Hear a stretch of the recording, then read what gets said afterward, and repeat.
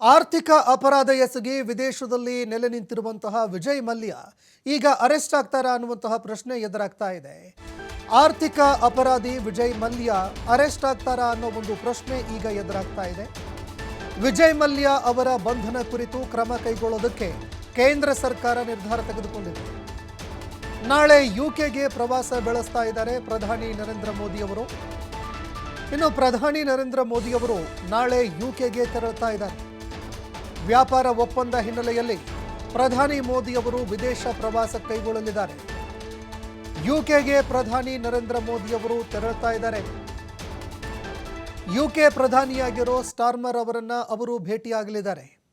ಪ್ರವಾಸದ ಸಂದರ್ಭದಲ್ಲಿ ವಿಜಯ್ ಮಲ್ಯ ಅವರ ಬಂಧನದ ಕುರಿತು ಮಾತುಕತೆಗಳು ಕೂಡ ನಡೆಯುವಂತಹ ಸಾಧ್ಯತೆ ಇದೆ. ಇನ್ನು ವಿಜಯ್ ಮಲ್ಯ ಪಾಡ್ಕಾಸ್ಟರ್ ಒಬ್ಬರ ಜೊತೆಯಲ್ಲಿ ಒಂದು ಪಾಡ್ಕಾಸ್ಟ್ ಕೂಡ ಮಾಡಿದ್ರು. ಸಾಕಷ್ಟು ವಿಚಾರಗಳಿಗೆ ಸಂಬಂಧಪಟ್ಟಂತೆ ಹಲವಾರು ಗಂಭೀರ ಆರೋಪಗಳನ್ನು ಕೂಡ ಮಾಡಿದ್ರು. ಕೇಂದ್ರ ಸರ್ಕಾರಗಳು, ರಾಜ್ಯ ಸರ್ಕಾರಗಳು, ಅದೇ ರೀತಿಯಾಗಿ ನಮ್ಮ ವ್ಯವಸ್ಥೆ ಬಗ್ಗೆ ಸಾಕಷ್ಟು ಪ್ರಶ್ನೆಗಳನ್ನು ಮಾಡಿದ್ರು. ಅದೇ ರೀತಿಯಾಗಿ ತಾನು ಓಡ್ ಹೋಗೋದಕ್ಕೆ ಕಾರಣ ಏನು ಅನ್ನುವಂತಹ ವಿಚಾರಗಳನ್ನು ಕೂಡ ಬಹಿರಂಗಪಡಿಸಿದರು.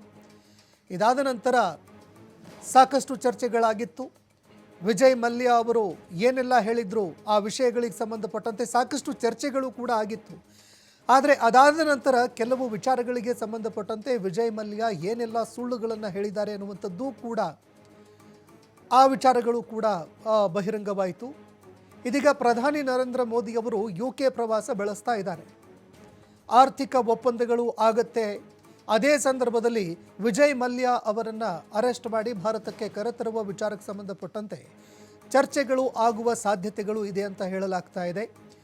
ಹೀಗಾಗಿ ಪ್ರಧಾನಿ ಮೋದಿ ಅವರು ಯುಕೆ ಒಂದು ಪ್ರೆಸಿಡೆಂಟ್ ಆಗಿರುವಂತಹ ಸ್ಟಾರ್ಮರ್ ಅವರಿದ್ದಾರೆ.